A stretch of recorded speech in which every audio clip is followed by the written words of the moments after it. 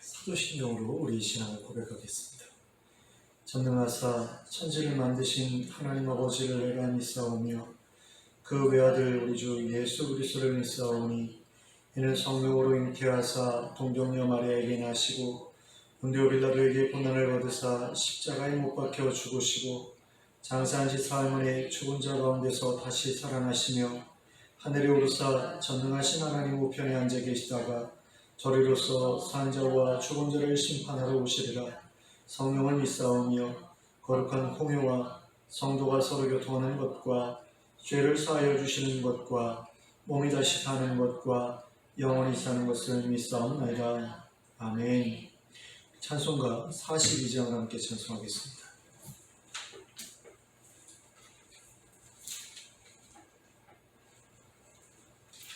찬송가 42장입니다. 함께 찬송합니다.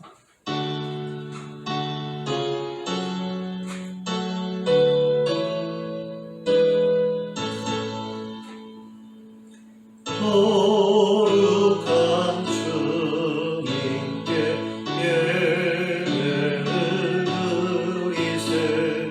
무릎을 꿇고서 영광 돌려 같은 순종과 경계로운 겸손을 주님께 바쳐서 경배하세. 주 앞에 삼가서 겸손히 행하면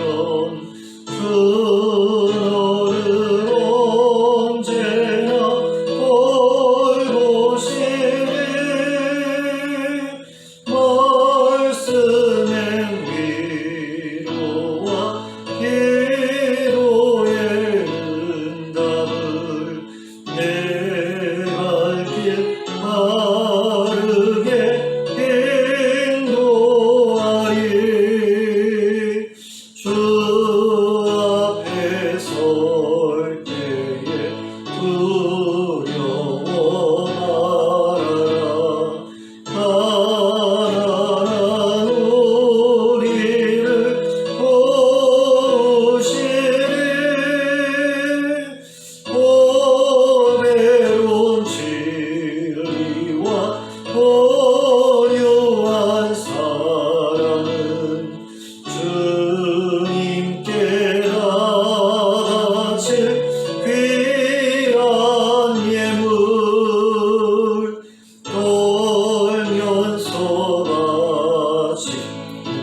이 작은 예물도 주님은 귀하게 받으시리. 어두운 밤 지나고 새 아침 맞으리. 믿음과 소망을 늘 주시리.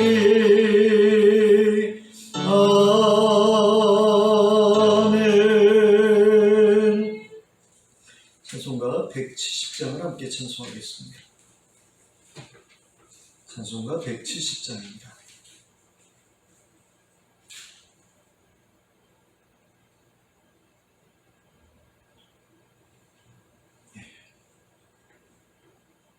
함께 찬송합니다.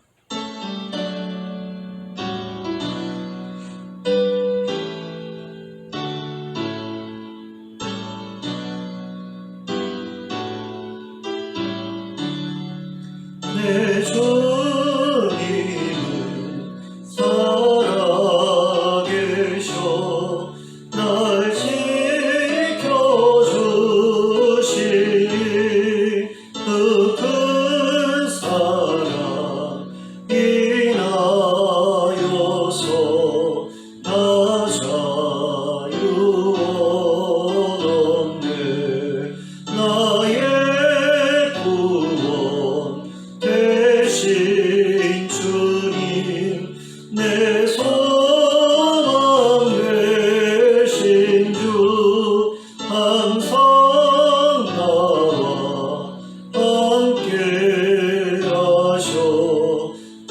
다시 오시리.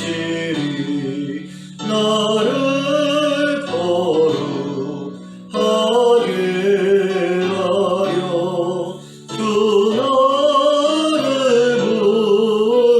부르니 주의 은혜 내게 넘쳐 주 뜻을 이루리. 그 생기는 나가지고 주 말씀 따르면 주님 다시 강림할 때 날 영접하시리.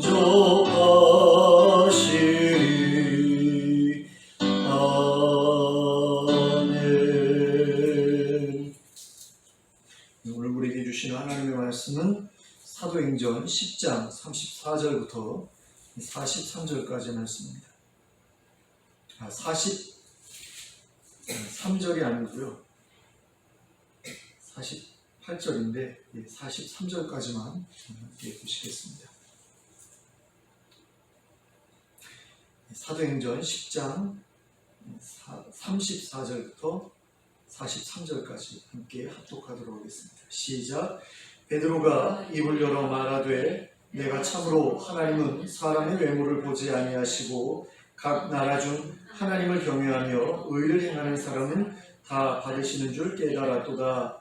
만유의 주 되신 예수 그리스도로 말미암아 화평의 복음을 전하사 이스라엘 자손들에게 보내신 말씀 곧 요한이 그 세례를 반포한 후에 갈릴리에서 시작하여 온 유대에 두루 전파된 그것을 너희도 알거니와 하나님이 나사렛 예수에게 성령과 능력을 기름 붓듯 하셨음에 그가 두루 다니시며 선한 일을 행하시고 마귀에게 눌린 모든 사람을 고치셨으니 이는 하나님이 함께 하셨음이라.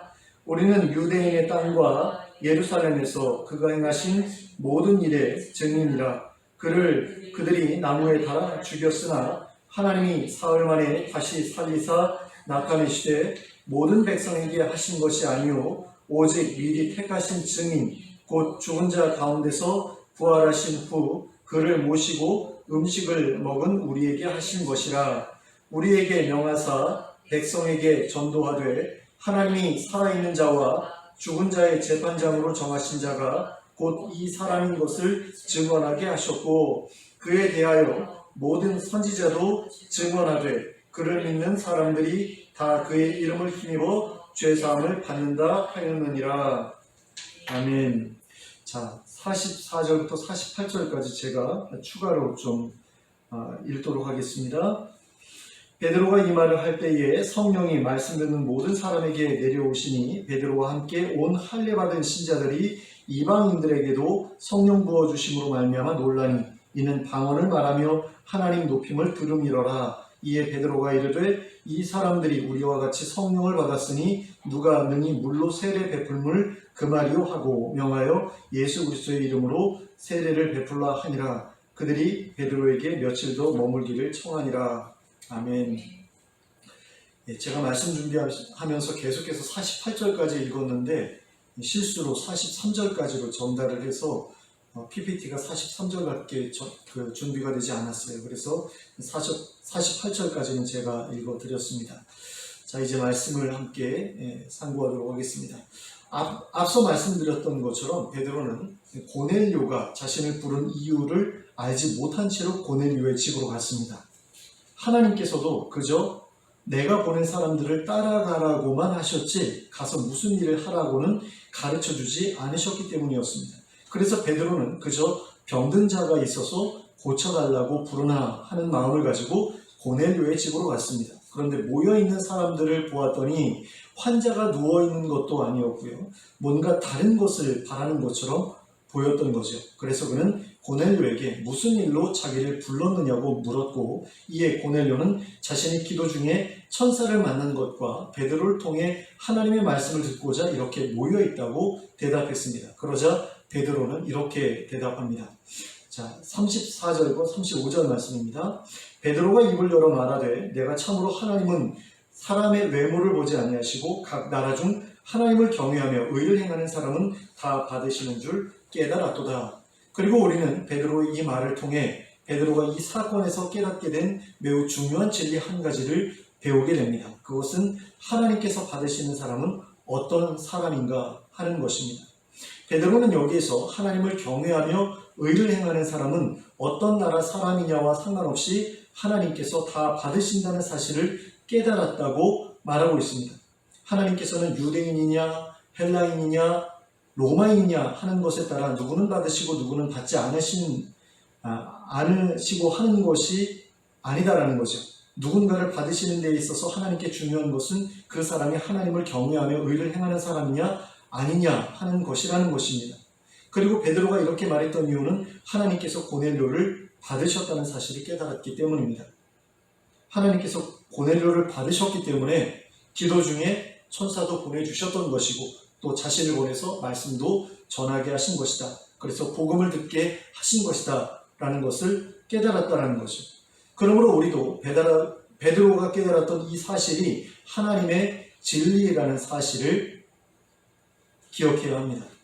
하나님께서는 절대로 유대인이냐 이방인이냐 하는 기준에 따라 받을 사람과 받지 않을 사람을 구별하지 않으십니다. 하나님께서는 오직 하나님을 경외하며 의를 행하는 사람이냐 아니냐 하는 기준에 따라 받을 사람과 받지 않을 사람을 구별하십니다.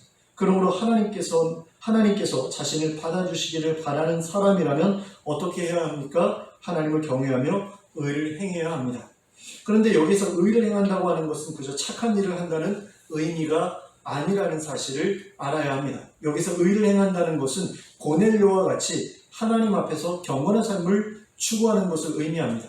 자신을 지켜 세속에 물들지 않도록 주의하고 또 다른 이들의 어려움을 돌아보는 삶을 살아가는 것을 의미한다라는 거죠. 그리고 의를 행한다는 것에는 예수님을 믿고 자신의 죄를 회개하는 것도 포함됩니다. 이것도 하나님께서 우리에게 명하신 명령이기 때문입니다.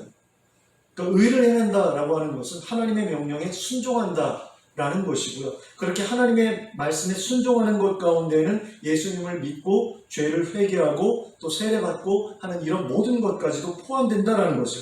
그것도 행위라는 겁니다. 우리는 믿음을 행위하고 너무 이렇게 엄격하게 구별하려는 어떤 그런 습관을 가지고 있습니다. 특별히 장로교인들이 그런데요. 행위와 믿음을 굉장히 날카롭게 구분하려는 어떤 그런 모습들을 많이 봅니다. 그래서 행위는 율법과 관련된 것으로 이렇게 보고 믿음이라는 것은 완전히 그것과 구분된 다른 어떤 것으로 생각하는데 사실은 믿음이라는 것도 믿는 것도 행위 가운데 포함될 수 있다라는 것을 우리는 알아야 하고요. 그래서 믿음과 행위를 구분하는 것은 원래는 잘못된 것이다라는 것을 알아야 합니다. 왜냐하면 그 모든 것들이 의를 행하는 것과 관련된 일이기 때문입니다. 하나님 앞에서 하나님을 경외하면서 의를 행하는 것 중에 예수님을 믿는 것도 포함이 되고 죄를 회개하는 것도 포함이 되고 세례받는 것도 포함이 된다는 거죠. 그런데 이것을 우리가 행위다라고 해가지고 뭔가 껄끄럽게 느낀다라고 한다면 이건 굉장히 잘못된 그런 교리를 믿고 있는 것이라고 할 수 있습니다. 그래서 의를 행한다는 것은 하나님의 모든 말씀에 순종하는 것이다. 이렇게 우리가 생각해야만 하고요. 그래서 의를 행하는 것을 가볍게 여기거나 부담스럽게 여기거나 그렇게 생각해서는 안 된다는 겁니다. 그래서 우리는 예수님을 믿었다라는 것만으로 자신이 하나님께 받아들여지기에 합당하다, 충분하다라고 생각하지 말아야 합니다. 예수님을 믿는 것은 하나님을 경외하는 자로서 마땅히 해야 할 일 가운데 한 가지이지 그게 전부는 아니기 때문입니다. 물론 하나님을 경외하는 사람에게 있어서 이것보다 더 중요한 일은 없습니다. 그죠? 하나님을 경외하는 사람에게 있어서 예수님을 믿는 것보다 더 중요한 일은 없죠. 왜? 예수님은 하나님의 아들이고 하나님의 말씀이기 때문에 그분을 통해서 우리에게 주신 말씀 모든 것을 우리가 받아들여야 되잖아요. 그래서 예수님을 믿는 것보다 그리고 예수님의 말씀을 믿는 것보다 하나님을 경외하는 자에게 있어서 중요한 일은 없습니다. 하지만 이 일만 하면 나머지 일은 안 해도 되느냐? 예수님만 믿으면 나머지는 가볍게 여겨도 되느냐? 그건 절대로 아니죠. 하나님을 경외하는 사람은 예수님도 믿어야 하지만 예수님을 믿는 자답게 살기도 해야 하는 거죠. 그 모든 것이 바로 의를 행하는 것이기 때문에 그렇습니다. 그러므로 스스로 예수님을 믿는다고 고백하는 사람이라면 하나님을 경외하며 의를 행하는 일을 가볍게 여기지 않도록 주의해야 합니다. 특별히 율법주의니 행위구원이니 하는 말을 핑계 삼아서 의를 행하는 일을 가볍게 여기는 그런 일은 절대로 우리가 하지 않도록 주의해야 합니다. 하나님께서 마지막 날에 세상을 심판하실 때 믿음으로 심판하겠다라고 말씀 안 하셨거든요. 행위로 심판하겠다라고 말씀을 하셨어요. 내가 너희의 행위를 보고서 너희를 심판하겠다라고 말씀을 하셨거든요. 그렇기 때문에 믿음이 있다라고 한다면 행위는 당연히 따라와야 되는 것이고, 그렇기 때문에 나는 믿음이 있으니까 행위는 가볍게 여겨도 된다? 이건 말이 안 된다라는 것을 우리가 알아야 된다라는 겁니다. 믿음이 있는데 믿음의 열매인 의의 행위가 없는 것은 있을 수 없는 일이기 때문에 그렇습니다. 베드로는 고넬료를 통해 깨달은 것에 대해서 이렇게 언급한 다음에 이번에는 하나님께서 자신에게 증언하라고 하셨던 것들에 대해 말하기 시작했습니다. 여기서 베드로가 고넬료의 무리에게 증언했던 것은 모두 세 가지로 구분할 수 있는 것이었습니다. 베드로가 고넬료의 무리에게 첫 번째로 증언했던 것은 하나님께서 예수님을 통해 평화의 복음을 전하셨다는 것이었습니다. 하나님께서 예수님을 통해 말씀하셨다. 하나님께서 예수님을 통해 평화의 복음을 전해주셨다라는 거죠. 그리고 그러한 복음 전파의 사역 가운데 하나님께서 예수님과 함께 하셔서 성령과 능력을 기름 붓듯 하셨고, 그래서 유대와 갈릴리를 두루 다니시면서 선한 일을 행하시고 마귀에게 눌린 모든 사람들을 고치셨다라고 하였습니다. 자, 이게 베드로가 첫 번째로 증언한 것이었습니다. 예수님께서 이 땅에 왜 오셨고 무슨 일을 하셨는가에 대해서 증언했다라는 거죠. 근데 왜 오셨느냐? 평화의 복음을 전하기 위해서 오셨다라는 거죠. 그러면 평화의 복음은 무엇이냐라는 것을 우리가 생각해 보아야 하는데, 평화의 복음이라는 것은 하나님께서 너희와 평화하기를 원하신다라는 거죠. 그게 복음인 겁니다.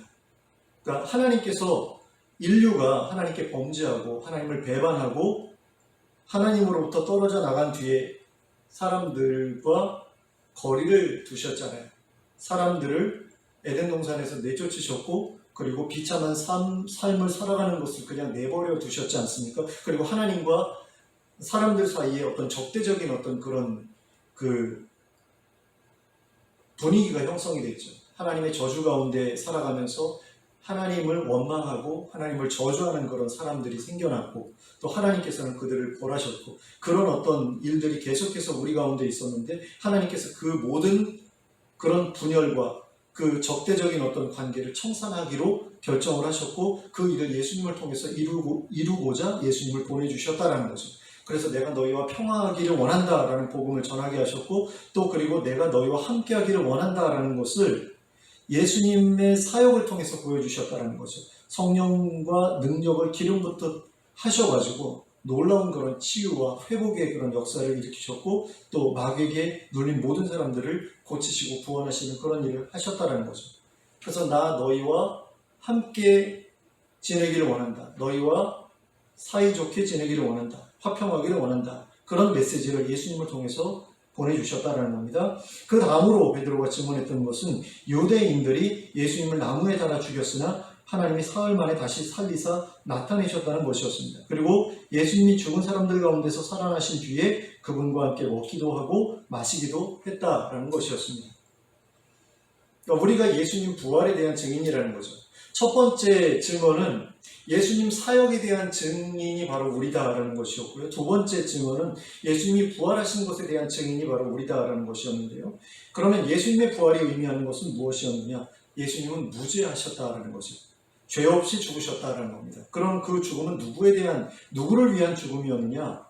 다른 죄인들을 위한 죽음이었다라는 거죠. 다른 사람들의 죄값을 대신 지고 죽는 죽음이었는데, 예수님은 실제로는 죄가 없으셨기 때문에 하나님께서 예수님의 무죄함을 증명하기 위해서 그분을 부활시키셨다는 겁니다. 근데 왜 죽이셨느냐? 죄값을 대신 치르도록 하기 위해서 죽이셨다라는 겁니다. 죽게 내버려 두셨다는 거죠. 근데 죽는 것은 죽는 것이고, 죄값을 대신 치른 것은 치른 것이고, 이제 부활하시게 한 것은 이제 또 한 가지 의미가 있는데, 그것은 무엇이냐면 영원한 생명이 있다는 사실을 알려주시기 위함이었다는 거죠. 하나님 나라에서 너희가 영원하게 살아갈 수 있다. 그 증거가 바로 예수다. 예수님의 부활을 통해서 너희의 부활에 대한 증거로 삼겠다라는 거죠. 그래서 이 두 가지를 이제 증언했고요. 그 다음에 마지막으로 세 번째로 증언했던 것은 무엇이냐면 하나님께서 예수님을 살아있는 자와 죽은 자의 재판장으로 정하셨다는 것이었습니다. 그리고 이에 덧붙여 모든 선지자도 예수님을 믿는 사람들이 다 그의 이름을 힘입어 죄사함을 받는다고 증언했다라고 말했습니다. 그러니까 이것은 사실 베드로 자신의 증언이라고 말하기는 좀 어렵습니다. 그러니까 예수님의 사역에 대한 증언을 할 수 있죠. 자기가 직접 목도했으니까. 또 예수님의 부활에 대해서도 증언할 수 있죠. 자기가 직접 목도했으니까. 그런데 예수님께서 산 자와 죽은 자의 재판장이 되셨다라는 것에 대해서는 자기가 하늘에 올라가서 본 것도 아닌데 증언할 수 없잖아요. 그러니까 누구의 증언을 대신 이야기를 해 주었느냐? 모든 선지자의 증언을 자기의 증언 대신해서 전해 주었다라는 거죠. 성경을 봐라. 성경에 보면 모든 선지자가 하나님께서 자신의 그 대리인을 세우셨다라고 말씀하고 있는데, 그래서 그 대리인이 와서 이 세상을 심판하실 것이다 라고 말씀하고 있는데, 그분이 바로 예수님이다 라고 지금 베드로 사도가 소개하는 거죠. 그러니까 세 번째 증언은 증언이라기보다는 선지자들의 증언에 대해서 이렇게 해석해 준 거, 설명해 준 거라고 그렇게 볼 수 있을 것 같습니다. 그리고 이러한 베드로의 말이 의미하는 것은 무엇이냐? 예수님께 죄를 사하는 권세가 있다는 거죠. 그러니 예수님의 이름으로 죄를 고백하면 너희가 죄사함을 받게 된다라는 겁니다. 그러니 죄사함을 받기 위해서 너희 죄를 회개하라, 고백하라 라는 거죠. 그러면 하나님께 나아갈 수 있게 되고 하나님 나라에 들어갈 수 있게 됩니다. 이걸 지금 이야기를 하는 겁니다. 근데 베드로의 설교를 보면은요, 늘 이런 식으로 마무리되고 있는 것을 보게 됩니다. 사도행전 2장에 보면 오순절날 성령이 임하신 다음에 베드로와 다른 사도들이 많은 사람들 앞에서 복음을 전하잖아요. 그런데 그 복음을 전할 때에 베드로가 어떤 식으로 복음을 전했냐면 지금 고넬료에게 전했던 것과 똑같은 방식으로 복음을 전해요. 그래서 예수님께서 사역하셨던 것에 대해서 증언하고요. 예수님께서 부활하신 것에 대해서 증언합니다. 왜냐하면 자기가 다 목도한 일이기 때문에 증인으로서 충분한 자격이 있잖아요. 근데 그 다음에 맨 마지막에 뭐라고 얘기를 하냐면 회개하라고 이야기를 합니다. 너희가 이방인의 손을 빌어서 예수님을 죽였지만 이제라도 회개하면 된다라고 그러면서 회개할 것을 이야기를 해요. 또 우리가 어찌해야 될꼬 하면서 막 근심하니까 이제라도 예수 그리스도의 이름으로 죄를 뉘우치고 회개하라고 이야기를 합니다. 그랬더니 사람들이 회개하고 세례받는 그런 일들이 벌어지죠. 3,000명이나 되는 사람이 일시에 그렇게 돌아왔던 것을 봅니다. 그런데 고넬료에게도 똑같은 식으로 복음을 전해요. 그러니까 여기 가서 다른 식으로 이야기하고 또 다른 데 가서는 또 다른 식으로 이야기하고, 그게 아니라 늘 어떤 면에서 보면 레퍼토리가 똑같은 거예요. 그러니까 이 사람의 설교는 오늘날 많은 목사님들이 이 설교하는 어떤 그런 스타일의 설교가 아니라 늘 증언이었던 것 같다는 생각이 들어요. 베드로의 설교는 늘 증언이었던 것 같다. 예수님께서 이런 일도 행하셨고 저런 일도 행하셨다. 그리고 부활하셨다. 그걸 내가 지금 직접 봤다. 이게 대부분 이제 그 베드로의 그 메시지를 차지하는 그런 내용이었고, 맨 마지막 마무리는 늘 회개하라는 것으로 끝났던 것 같다는 생각이 드는데, 뭐 베드로의 설교를 다 들어본 것이 아니기 때문에 뭐 그렇다라고 단정하기는 어렵지만 어쨌든 늘 복음을 전했고 그 복음의 주된 내용은 예수님의 사역과 부활에 관한 것이었고 마지막은 늘 회개하라는 것으로 끝났구나. 이런 식으로 이제 어느 정도는 우리가 유추할 수가 있는 거죠. 그런 가운데 이렇게 베드로가 마지막 이야기를 마쳤을 때에 성령님께서 말씀을 듣던 모든 사람에게 내려오셨다라고 본문이 증거하고 있는 것을 볼 수 있습니다. 그리고 성령님을 모시게 된 사람들은 방언을 말하며 하나님을 높였다라고 그렇게 기록하고 있습니다. 그리고 그 모습을 본 베드로와 그 일행들은 크게 놀랐다라고 이야기를 합니다. 하나님께서 고넬료를 받아주셨고 예수 그리스도의 복음을 듣도록 허락해 주셨다고 하더라도 성령님까지 허락해 주실 것이라고는 생각하지 못했기 때문이죠. 그런데 이방인인 고넬료에게 성령님까지 허락해 주시는 것을 보자 베드로는 하나님께서 고넬료를 자신들과 아무런 차등 없는 하나님의 백성으로 받아들이셨다고 인정하지 않을 수가 없었습니다. 그래서 베드로는 이렇게 선언했습니다. 47절 말씀을 제가 읽어드리겠습니다. 이 사람들이 우리와 같이 성령을 받았으니 누가 능히 물로 세례 베풀물 그 말이요. 자, 그러면 베드로 사도는 왜 이렇게 생각했던 것일까요? 그것은 베드로가 성령님으로 세례를 주시는 분이 예수님이라는 사실을 알고 있었기 때문입니다. 마가복음 1장 8절에는 이렇게 기록하고 있습니다. 나는 너희에게 물로 세례를 베풀었거니와 그는 너희에게 성령으로 세례를 베푸시리라. 자, 성령으로 세례 베푸시는 분이 누구라는 거죠? 예수님이라는 거죠. 그러면 지금 고넬료에게 성령으로 세례 주신 분은 누구십니까? 예수님이죠. 예수님께서 지금 고넬료에게 세례를 베풀어 주셨어요. 성령으로. 그러면 이것은 무슨 이야기입니까? 내가 이 사람을 나의 지체로 받아들였다라는 거죠. 예수님께서 친히 베드로한테 그런 증거를 보여주신 거죠. 이 사람을 내가 나의 지체로 내가 받아들였다라는 겁니다. 그러니 어떻게 해라? 너희도 이 사람을 너희의 지체로 받아들여라. 그러면 그렇게 하기 위해서 해야 될 일이 뭡니까? 세례 주는 거죠. 그러니까 예수님께서 먼저 성령으로 세례 주심으로써 그 사람들을 당신의 지체로 받아들이셨고 그것을 통해서 물세례를 통해서 너희의 지체로 받아들여라 하고 그렇게 사인을 주신 것이다 라는 겁니다. 그래서 베드로는 자신의 이름들과 함께 고넬료의 무리에게 세례를 줍니다. 그리고 그렇게 해서 고넬료와 그 무리는 이방인으로서 최초의 그리스도인이 되죠. 자, 다시 한번 되짚어 보겠습니다. 베드로와 그 일행은 어떻게 해서 예수님이 고넬료와 그 무리를 당신의 지체로 받아들이셨는지를 알 수 있었습니까? 그들이 성령님을 받은 것을 보고 알 수 있었죠. 그러면 우리는 어떻게 우리가 하나님의 백성으로 또 하나님의 자녀로 그리고 예수님의 지체로 받아들여졌는지의 여부를 알 수 있게 됩니까? 성령님의 임하심을 경험함으로써 알 수 있게 됩니다. 그러면 우리가 성령님을 받았는지는 어떻게 알 수 있게 되죠? 무엇을 통해 우리가 성령님을 받았는지 못 받았는지 그걸 확인할 수 있습니까? 바로 성령님의 나타나심을 통해서 알 수 있게 되죠. 그렇죠? 성령님의 나타나심을 주신다. 바울 사도가 이야기한 거죠. 성령을 받는 것에 대해서 성령의 나타나심을 주신다라고 바울 사도가 표현을 하더라고요. 그런데 그 성령의 나타나심에 대해서 이야기하면서 쭉 이어지는 내용이 뭐냐면 성령님의 은사에 대한 내용이에요. 고린도전서를 보면 그런 내용을 확인할 수 있습니다. 12장에 있죠. 은사에 대해서 쭉 나오는데 너희에게 성령님의 나타나심을 주심은 너희를 유익하게 하기 위해서다. 그리고 나서 그 성령님의 나타나심을 무엇과 동일시해서 이야기하냐? 성령님의 은사와 동일시한다 라는 것을 볼 수 있는데 지금 고넬료의 무리도 지금 성령님을 받았는지 안 받았는지를 어떻게 확인합니까? 방언을 통해서 확인하잖아요. 그리고 하나님을 높이는 그 일을 통해서 확인하지 않습니까? 그래서 성령님의 나타나심은 은사를 통해서 확인할 수 있다 라는 것을 여기서 알 수 있는데요. 하지만 은사를 받았다고 하는 사람들이 만약에 하나님을 높이지도 않고 예수님을 높이지도 않는다라고 한다면 그 은사는 성령님이 주신 은사가 아니겠죠. 성령님이 아닌 다른 영이 준 어떤 은사 비슷한 것일 수도 있다는 겁니다. 왜냐하면 다른 종교에도 기독교의 은사와 비슷한 것들이 있기 때문에 그렇습니다. 힌두교에도 방언 비슷한 게 있고요. 이슬람교에도 방언 비슷한 게 있는 것을 볼 수 있어요. 유튜브로 이렇게 검색을 해보잖아요. 그러면 힌두교인들이 막 방언하고 뭐 우리 그 기도원에서 입신하고 막 이런 거 있잖아요. 그런 것하고 똑같은 어떤 그런 일을 하는 것을 볼 수 있습니다.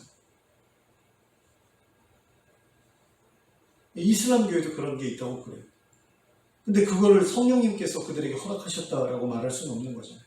그러면은 뭘 통해서 우리가 그것을 구분할 수 있습니까? 그들이 하나님을 높이느냐 아니면 다른 신을 높이느냐를 통해서 그들이 하나님의 백성이냐 아니냐를 우리가 구분할 수 있는 것이고 그들이 받은 것이 성령님이 주신 것인지 아닌지를 구분할 수가 있게 되는 거죠. 그래서 참으로 성령님의 은사를 받은 사람이라면 그 사람은 그렇게 하나님을 높이게 되어 있다는 것을 우리가 확인할 필요가 있고요. 또 성령님의 열매를 맺었느냐 아니냐 하는 것을 통해서 그 사람이 참으로 성령님의 은사를 받았느냐 아니냐를 우리가 확인할 수 있게 되죠. 그러므로 은사를 받았다면서 성령님의 열매를 보여주지 못하는 사람이다 라고 하면 그 사람은 성령의 은사를 받은 사람이 아닐 수도 있다라고 우리가 생각해야 됩니다. 근데 문제는 뭐냐? 성령님의 열매라는 것이 성령님을 받자마자 이렇게 맺히게 되는 것이냐라고 했을 때 그렇진 않다는 거죠. 시간이 필요하다는 겁니다. 그러니까 점차 조금씩 변화되어 가잖아요. 우리의 변화가 그렇게 급격하게 일어나지 않지 않습니까? 물론 어떤 사람들은 이제 성령님을 체험하자마자, 성령님을 모시자마자 사람이 확 달라지는 경우도 있긴 한데 드물지요. 많지 않지요. 대부분의 사람들은 성령님과 동행하면서 조금씩 변화해가는 것을 보게 됩니다. 그렇기 때문에 저 사람이 정말 성령받은 사람인지 아닌지를 확인하는 데 있어서 열매를 통해서 확인한다라고 하는 것은 굉장히 많은 오랜 시간이 걸리는 그런 일이라고 할 수 있습니다. 그런데 그건 말고요. 더 빠르게 이 사람이 성령을 받았는지 아닌지를 확인할 수 있는 방법이 있죠. 물론 드러나는 것은 은사인데요.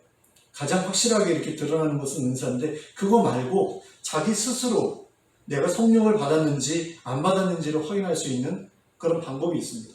은사를 받지 못했어도 성령님을 모시는 경우가 있잖아요.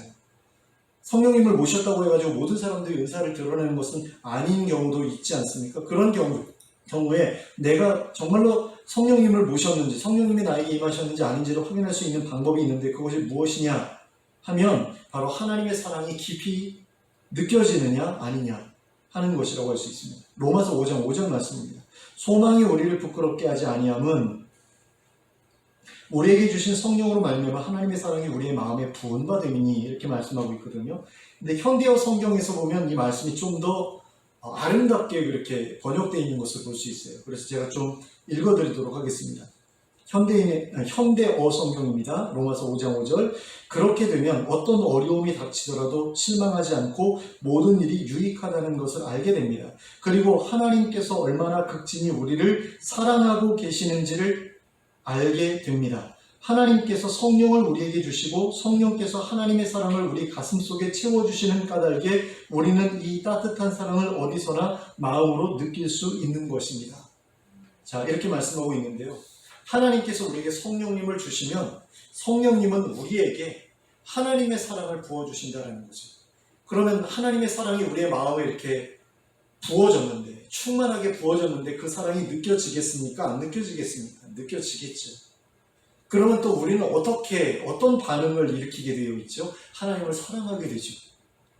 하나님의 사랑을 그렇게 크게 느꼈는데 내가 하나님을 사랑하지 않을 수 없게 된다는 겁니다.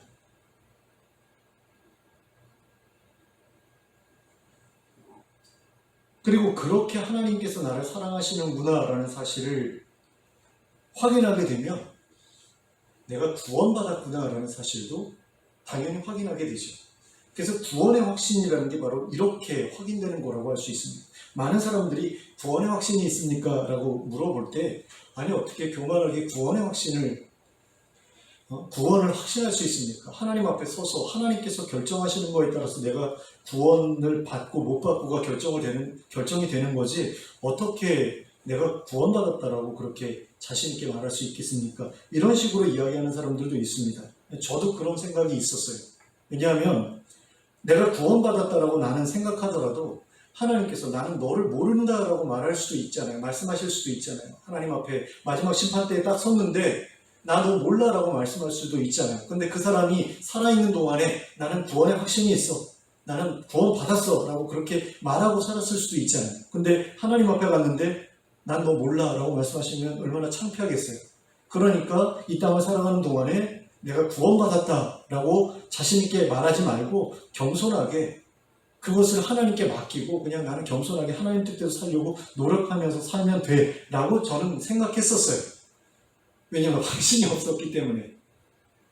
내가 막상 갔는데 하나님 앞에 섰는데 하나님께서 나 너 몰라 라고 말씀하시면 창피할 거 아니에요. 그러니까 확신이 없는 거예요. 근데 언제 확신하게 되냐면 하나님이 나를 정말로 사랑하시는구나 라는 것을 느끼게 되었을 때 그게 확신이 되더라고요. 물론 그런 그 확신을 얻었다고 해가지고 하나님 앞에 갔을 때 나도 몰라 라는 그런 말씀을 절대로 듣지 않을 거야 라고 말할 수는 없겠죠. 하지만 그럼에도 불구하고 하나님이 정말로 나를 사랑하시는구나 라는 것이 어느 순간인가 막 그런 그 가슴에서 그 뜨거운 게 막 흘러 넘치면서 이렇게 느껴지는 거예요. 근데 그때는 확신이 되더라고요. 아, 하나님 정말로 나를 사랑하시는구나. 근데 이렇게 사랑하시는데 나를 구원하지 않으시겠어? 라는 그런 생각이 드니까 나는 확실히 구원받게 될 거야 라는 그런 생각이 들게 되더라고요. 그러면서 구원의 확신이 생겼었거든요. 그러니까 성령님을 모시게 된다. 성령의 임하심을 경험하게 된다. 굉장히 중요한 것이 아닐 수가 없는 거죠. 그리고 그것을 어떻게 내가 알 수 있느냐. 성령님이 내게 임하셨는지 아닌지를 어떻게 알 수 있느냐. 은사를 통해서도 알 수 있지만 은사가 없더라도 하나님의 사랑이 정말 절절하게 내 마음 가운데서 느껴진다. 이건 성령님께서 하나님의 사랑을 부어주셨기 때문에 느껴지는 것이다 라고 설명할 수밖에 없잖아요. 그러니까 그걸 통해서 우리가 확인할 수 있게 된다는 거죠. 그러므로 내가 남들 앞에서 나는 예수님을 믿는다 라고 자신 있게 말할 수 있다는 것만으로는 그 사람이 참으로 하나님의 백성으로 받아들여졌는지 알 수 없다라는 것을 우리가 생각할 필요가 있다는 겁니다.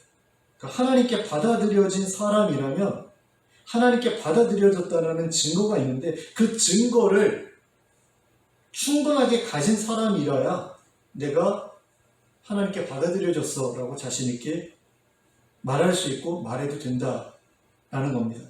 그런 것도 없이 나는 예수님을 믿는다. 그러니 나는 구원받았다라고 말하는 것은 뭔가 좀 부족함이 있는 그런 모습이라고 할 수 있다는 겁니다. 왜냐하면 부족함에도 불구하고 나는 다 가졌어 라고 말하면 그 부족한 것을 채우려고 하지 않을 것 아니에요. 그렇기 때문에 어떤 일부 말을 가지고 나는 다 가졌어 라고 말하는 그런 일은 우리가 하지 않아야 되는 거죠. 그건 어리석은 일이고 우리가 피해야 될 일이잖아요. 그러니까 어떤 일부를 가지고 예수님을 믿는다라고 내가 입으로 고백할 수 있는 것은 일부에 불과합니다. 그걸 전부라고 생각하면 안 돼요. 그럼 전부는 무엇이냐라고 했을 때 전부는 무엇이냐? 내가 하나님께 받아들여졌다라고 말할 수 있는 그런 모든 조건들은 어떤 것으로 우리가 정리할 수 있느냐라고 했을 때 바로 오늘 본문에 기록되어져 있는 그것들이 바로 내가 하나님께 받아들여졌다라고 말할 수 있는 그런 충분한 근거가 될 수 있다는 거죠. 그것이 무엇입니까? 하나님을 경외하며 의를 행하는 것이고 또 성령님을 모시고 성령님과 동행하면서 성령님의 열매를 맺어가는 그런 것이라고 할 수 있는 거죠. 그러니까 지금 베드로 사도가 고넬료를 보면서 저 사람은 하나님께 받아들여졌구나 라는 것을 인정하잖아요. 너를 보니까 하나님께서 받아들여주시는 사람이 어떤 사람인지 알겠다. 너 같은 사람이구나 라고 그러면서 고넬료를 어떻게 평가하는 겁니까? 하나님을 경외하며 의를 행하는 사람이라고 평가하는 거잖아요. 너는 하나님께 받아들여진 사람이야 라고 지금 이야기하는 건 아닙니까? 근데 그렇게 받아들여진 사람임에도 불구하고 자기들과 동격으로는 여기지 않았던 거죠. 그렇잖아요. 성령님을 받았을 때 놀라잖아요. 그러면 자기들과 동격이 되는 데에 있어서 고넬료에게 부족한 것이 뭐라고 생각했던 겁니까? 성령님을 모시는 거라고 생각을 했던 거죠. 그러니까 그 세 가지가 바로 하나님께 받아들여진 사람의 어떤 그 분명한 명확한 증거라고 생각했다는 겁니다. 베드로는. 하나님께 받아들여지는 사람은 어떤 사람이냐? 하나님을 경외하는 사람, 그래서 의를 행하는 사람. 근데 그렇게 해서 하나님께 받아들여지면 그 증거로 무엇이 주어지느냐? 성령님이 주어진다는 거죠. 그러니까 이 세 가지를 다 가지고 있는 사람이라면 이 사람은 하나님께 받아들여진 사람이다 라고 말해도 과언이 아닌 거죠.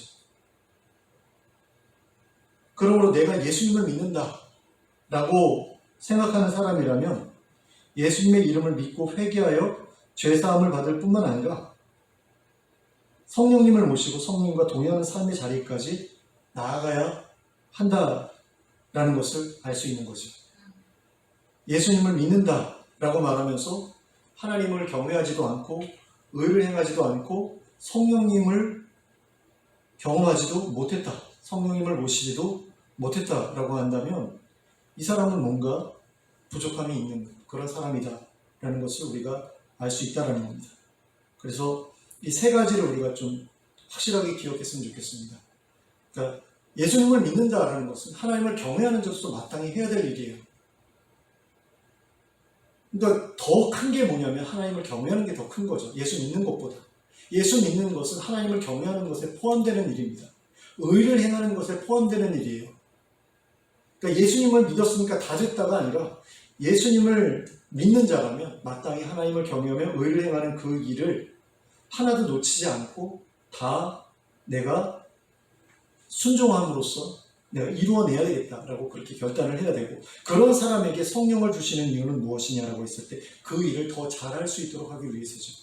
성령님의 열매를 맺도록 하기 위해서, 하나님을 경외하며 의를 행하는 그 일을 통해서 성령님의 열매를 맺도록 계속해서 그 일을 감당해 나갈 수 있도록 하기 위해서 성령님을 주시는 겁니다. 그러니까 성령님을 받았다고 했을 때 많은 사람들이 그 성령님이 주시는 은사를 통해서 자기를 과시하고, 나는 믿음이 이렇게 좋아, 그래서 이렇게 많은 은사를 내가 받았어, 그리고 나는 하나님과 동행하기 때문에 이런 일도 행하는 거야, 나는 너희들과 뭔가 다른 사람이야, 이런 식으로 과시하라고 성령님을 주시는 게 아니잖아요.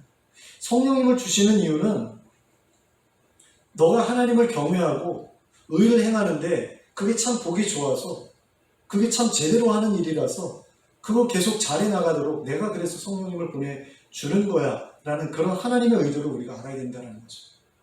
그래서 그런 의도를 분명하게 인식하는 가운데 하나님을 경외하며 의를 행하는 그 일을 게을리하지 않을 뿐 아니라 성령님의 도우심을 힘입어서 더욱더 잘 감당해 나가는 우리가 될 수 있기를 원합니다. 그래서 그런 삶을 통해서 하나님의 백성이 과연 어떤 사람들인지를 세상에 보여주고, 또 하나님의 백성다운 삶이 어떤 것인지를 사람들 앞에 보여줄 수 있는 우리 모두가 될 수 있기를 예수 그리스도의 이름으로 축원합니다. 기도하겠습니다. 사랑의 하나님 아버지, 많은 사람들이 예수님을 믿겠다라고 고백하고 또 회개하고 세례받고 그래서 교인이 되는 것을 통해서 내가 이제 구원을 받았다라고 생각하면서 살아가는 것을 보게 됩니다. 그런데 막상 그들의 삶을 보면 구원받은 사람이 아닌 것처럼 느껴질 때가 얼마나 많은지 모르겠습니다. 그럼에도 불구하고 나는 예수님을 믿었으니 나는 구원받았다라고 생각하는 사람들이 참으로 많은 가운데, 정말 어떤 사람이 하나님께 구원을 받는 사람인지, 하나님께 받아들여지는 사람인지를 오늘 말씀을 통해서 우리가 다시 한번 마음속에 새길 수 있기를 원합니다. 예수님을 믿는 것은 하나님을 경외하는 자로서, 의를 행하는 자로서 마땅히 해야 할 일이고, 또 의를 행하는 그 일 가운데 포함되는 일이라는 사실을 우리가 기억할 수 있기를 원합니다. 그래서 예수님 믿는다라고 고백하는 그 자리에서 만족하고 주저앉아 있는 것이 아니라 하나님을 경외하고 또 의를 행하는 그 일을 제대로 감당해 나가는 그 삶을 살겠다고 계속해서 마음을 다시 새롭게 하고 또 그 결단을 잊지 아니하고 부단히 노력하는 그런 저희가 될 수 있게 해주시기 원합니다. 그런 가운데에서 우리의 그 순종이 온전하게 되기 위해서는 성령님의 도우심이 반드시 필요하다는 사실도 우리가 잊지 않기를 원합니다. 그래서 고넬료가 하나님을 경외하고 또 의를 행하는 삶을 살았을 때 성령을 보내어 주셔서 그 일을 더욱더 온전하게 감당할 수 있도록 도와주셨던 것처럼 우리도 성령님을 모시고 그분과 동행하고 그분이 주시는 도움을 받아야 된다는 사실을 기억하는 가운데 그 일을 사모하며 살아갈 수 있게 해주시기 원합니다. 그리하여 간절히 성령님의 임하심을 구함으로써 성령님의 은사도 우리가 체험하고 또 성령님의 도우심으로 열매 맺어가는 그 일도 잘 감당해 나갈 수 있게 해주시기 원합니다. 그래서 모든 사람들이 우리를 볼 때에 정말 구별된 사람다운 하나님의 백성다운 그런 삶을 살고 있구나라는 것을 알 수 있도록 저희의 삶을 새롭게 하시고 그 변화된 삶을 통해서 많은 사람들에게 하나님의 살아계심을 증거하는 저희 모두가 될 수 있도록 인도하여 주시옵소서. 예수 그리스도의 이름으로 기도하였습니다. 아멘. 찬송가 380장을 함께 찬송하겠습니다. 찬송가 380장입니다.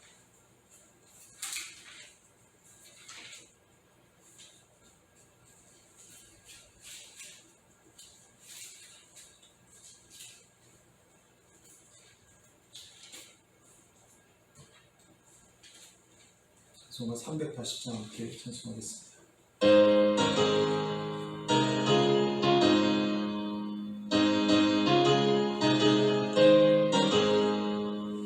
나의 생명 되신 주님 앞에 나갑니다.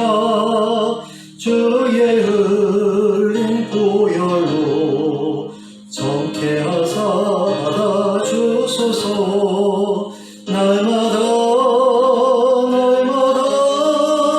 주를 찬송하겠네. 주의 사랑 줄로서 나를 굳게 잡아매소서. 괴로운 세상 지낼 때 나를 인도하여 주소서. 주를 믿고 나가면 나의 길을 잃지 않겠네. 날마다 주를 찬송하겠네. 주의 사랑 줄로서 나를 굳게 잡아매소서.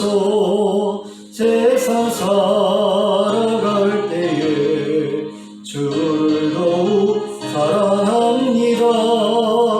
밝고 빛난 천국에 나의 영혼 들어가겠네. 날마다 주를 찬송하겠네.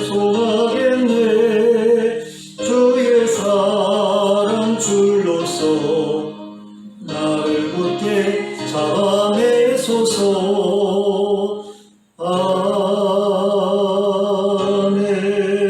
아멘. 주님 가르쳐주신 기도로 예배를 마치겠습니다. 하늘에 계신 우리 아버지여, 이름이 거룩히 여김을 받으시오며 나라가 임하시오며 뜻이 하늘에서 이루어진 것 같이 땅에서도 이루어지이다. 오늘 우리에게 일용할 양식을 주시옵고 우리가 우리에게 죄 지은 자를 사하여 준 것 같이 우리 죄를 사하여 주시옵고 우리를 시험에 들게 하지 마시옵고 다만 악에서 구하시옵소서. 나라와 권세와 영광이 아버지께 영원히 있사옵나이다. 아멘.